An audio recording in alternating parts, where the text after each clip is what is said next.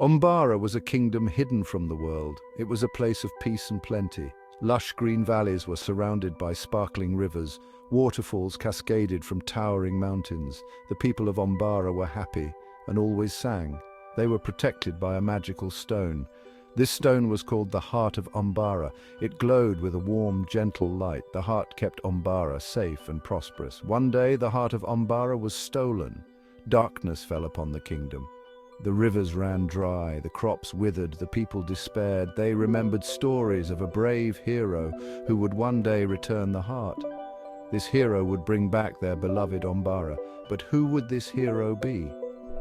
Stay tuned to find out. Subscribe to our channel and hit the notification bell to get more fascinating stories like this one. In a village nestled at the edge of the forgotten world lived a young girl named Nandi. This village, with its traditional houses and serene surroundings, was a place where time seemed to stand still. The villagers lived simple lives, deeply connected to nature and the ancient stories passed down through generations. Nandi was known for her kind heart and adventurous spirit. She was always eager to lend a helping hand to the villagers, whether it was tending to the gardens or assisting in the daily chores. But what set her apart was her insatiable curiosity about the world beyond her village. Nandi had heard the legends of Ombara from her grandmother. These stories filled with magic and mystery were her favorite. Her grandmother's voice would weave tales of a land where the impossible became possible, and every story left Nandi yearning for more. The stories filled her with a sense of wonder and longing. She would often find herself daydreaming by the window, imagining the sparkling rivers and the singing people her grandmother spoke of. The sky seemed to hold endless possibilities, and Nandi's heart was set on discovering them. She often dreamt of sparkling rivers and singing people. In her dreams, she would dance with the magical beings of Ombara, feeling a sense of belonging and joy that she had never experienced before. These dreams were vivid and filled with colors and sounds that seemed almost real. Grandmother, tell me more about Ombara. Nandi's eyes would light up with excitement every time she asked this question. She never grew tired of hearing the tales, each one more enchanting than the last. Ombara was a magical place, my dear. Her grandmother's voice would soften, as if she were sharing a precious secret. It was a land of floating islands and glowing forests, where every corner held a new wonder. But it was hidden from the world long ago. The mists of time had concealed it, making it a place of legend and myth. Only those with the purest of hearts and the bravest of spirits could hope to find it. Only the bravest can find it now. Her grandmother's words echoed in Nandi's mind, igniting a spark of determination. She knew that she had to be brave, that she had to be the one to uncover the secrets of Ombara. One day, Nandi discovered an old, dusty book. It was hidden away in the attic, covered in cobwebs and dust. The moment she opened it, she felt a connection, as if the book had been waiting for her. It spoke of Ombara and the lost heart. The pages were filled with ancient inscriptions and detailed maps, guiding the reader through the mystical land. Nandi's heart raced as she realized that this was the key to finding Ombara. The book described a journey fraught with danger and guarded by mythical creatures. Each page revealed a new challenge, a new test of courage and wit. Nandi knew that the path would not be easy, but she was ready to face whatever lay ahead. It spoke of trials that would test the bravest of hearts. The trials were designed to push the seeker to their limits, to prove their worthiness. Nandi felt a mix of fear and excitement, knowing that she was about to embark on the adventure of a lifetime. I have to find the Heart of Ombara. Nandi's voice was filled with resolve. She knew that this was her destiny, that she was meant to restore the lost heart to its rightful place. I will return it to its rightful place. With the glowing artifact in her hands, Nandi felt a sense of purpose and determination. She was ready to face the challenges ahead and bring the magic of Ombara back to the world.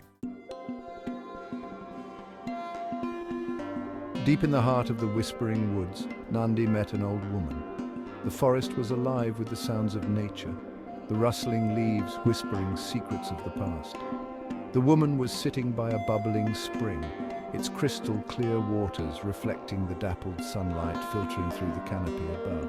She had kind eyes and a gentle smile, her face etched with the wisdom of countless years. The old woman offered Nandi water from the spring, a gesture of kindness that seemed to carry a deeper significance. As Nandi drank, the woman studied her with a knowing gaze, as if she could see into the very depths of her soul. You seek the Heart of Ombara. It is a quest that many have undertaken, but few have succeeded. You have a pure heart, child. This purity will be your greatest strength, but also your greatest vulnerability. But the journey ahead is perilous. The path is fraught with dangers that will test your resolve and your spirit. The old woman reached into her cloak, her movements deliberate and slow, as if she was about to reveal something of great importance. She pulled out a small, smooth stone, its surface polished to a perfect sheen. It pulsed with a faint, warm light, casting a gentle glow that seemed to chase away the shadows around them. This will guide you. But beware, child. The light it emits will show you the way, but it will also attract those who wish to see you fail. Your courage will be tested like never before. You must remain steadfast and true to your purpose. Nandi took the stone, feeling its warmth in her hand. It was as if the stone was alive, its energy resonating with her own. She knew that her journey was just beginning.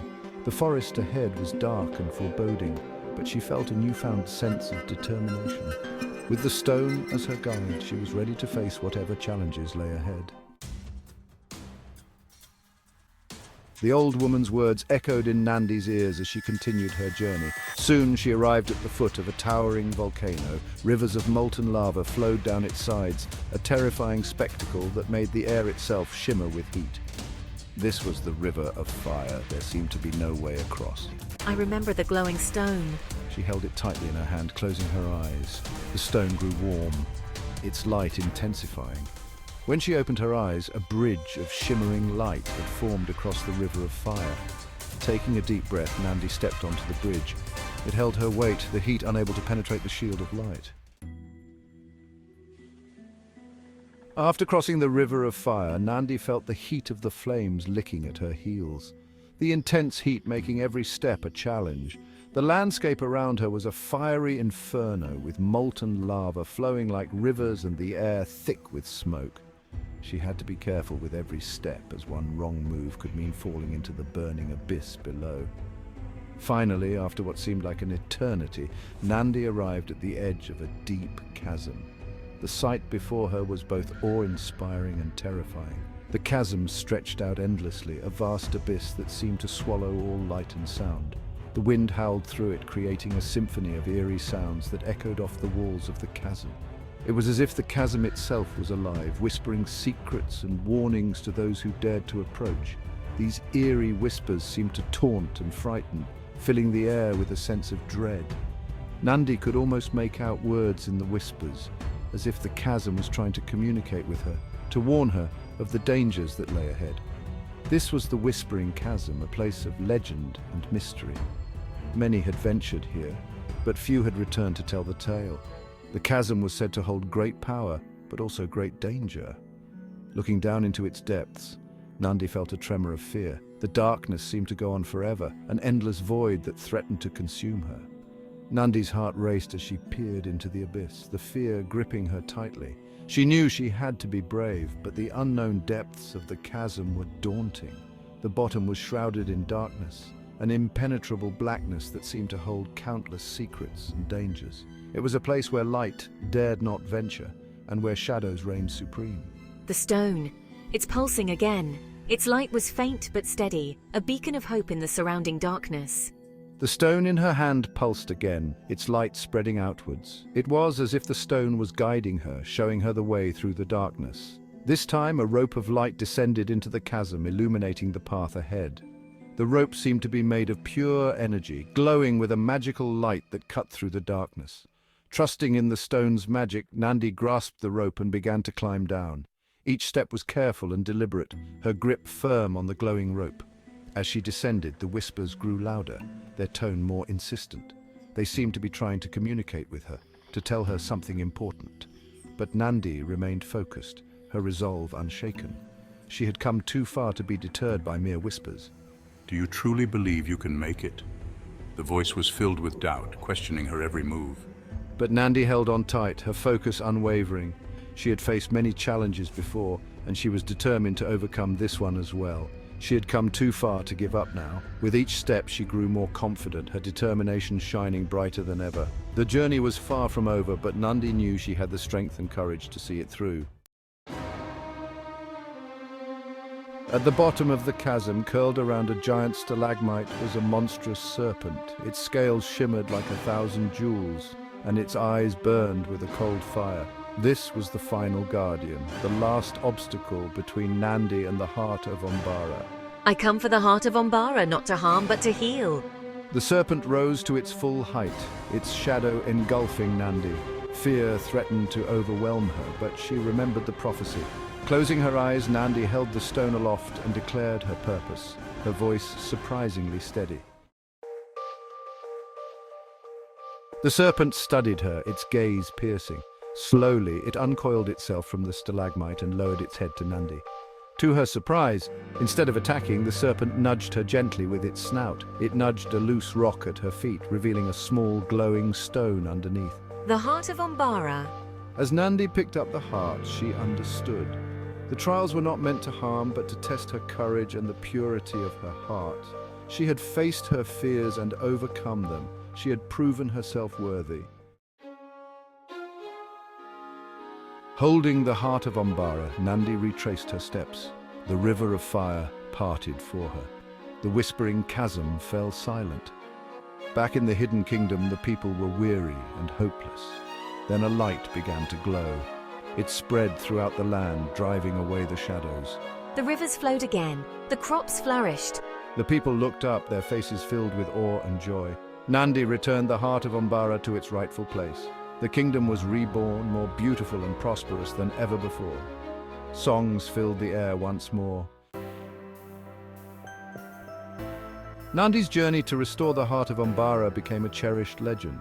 It taught the people of Ombara the importance of courage, the power of a pure heart, and the significance of doing what is right. Nandi's story resonated throughout the ages. It reminded everyone that even the smallest among us can be heroes. It served as a beacon of hope, reminding them that even in the darkest of times, a single act of bravery can bring back the light.